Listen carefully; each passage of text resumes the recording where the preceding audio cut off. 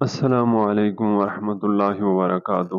محترم ناظرین، علامہ ابن کثیر نے اپنی تاریخی کتاب البدایہ والنہایہ میں ایک عجیب و غریب واقعہ ذکر کیا ہے کہ ہرقل کے زمانے میں ایک دفعہ رومی فوج کا مسلمانوں سے مقابلہ ہوا اور رومی فوج کو شکست فاش کا سامنا کرنا پڑا۔ شکست خوردہ رومی فوج جب واپسی کے موقع پر ہرقل سے ملتی ہے، جبکہ ہرقل مقام انطاکیہ میں موجود تھا، تو وہ ان رومیوں کی شکست کی خبر سن کر سوال کرتا ہے۔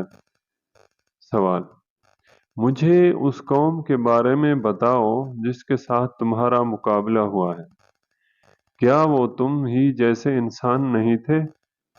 فوجیوں نے اس کے جواب میں کہا کہ ہاں، وہ ہم ہی جیسے انسان تھے جن سے ہمارا مقابلہ ہوا۔ اس کے بعد ہرقل دوسرا اور بامعنی سوال کرتا ہے کہ اچھا یہ بتاؤ کہ تعداد میں وہ زیادہ تھے یا تم؟ فوجیوں نے کہا کہ ہم زیادہ تھے۔ ہرقل تیسرا سوال کرتا ہے کہ جب وہ تم جیسے انسان تھے اور تعداد میں بھی تم سے کم تھے تو پھر تمہاری شکست کھا جانے کی وجہ کیا تھی؟ اس کا جواب اس رومی سپہ سالار نے بڑا عجیب دیا۔ اس نے کہا،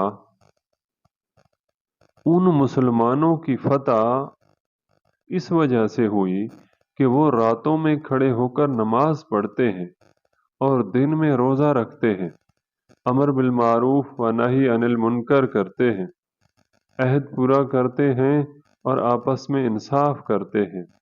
اور پھر کہا کہ ہماری شکست اس وجہ سے ہوئی کہ ہم شرابیں پیتے، زنا کرتے اور عہد کو توڑتے، حرام چیزوں کو اختیار کرتے، برائی کو پھیلاتے اور اللہ کی مرضیات سے روکتے اور زمین میں فساد مچاتے ہیں۔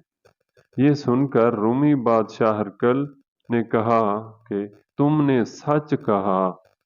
معلوم ہوا کہ مسلمانوں کی اصل طاقت ایمانی اور روحانی طاقت ہے، جس کا اندازہ و مشاہدہ ہرقل نے بھی کیا، اور جواب دینے والا کوئی سکالر، عالم یا مولوی نہیں تھا، بلکہ وہ تو مسلمان بھی نہیں تھا، مگر جس چیز کو اس نے دیکھا اس کی تکذیب وہ کیسے کر سکتا تھا؟ یہ ظاہر ہے کہ یہ فتح و کامرانی جو مسلمانوں کو حاصل ہوئی ہے، اس کے لیے نہ ان کے پاس ایسی فوجی طاقت ہے اور نہ ان کے لیے اسباب و آلات اور ہتھیار موجود تھے۔ اس کو دیکھ کر ایرانی سپہ سالار کو مجبور ہو کر کہنا پڑا کہ ان کی فتح ان صفات مقدسہ کا نتیجہ ہے اور ان کے پاکیزہ اعمال و اخلاق کی سحرکاری ہے۔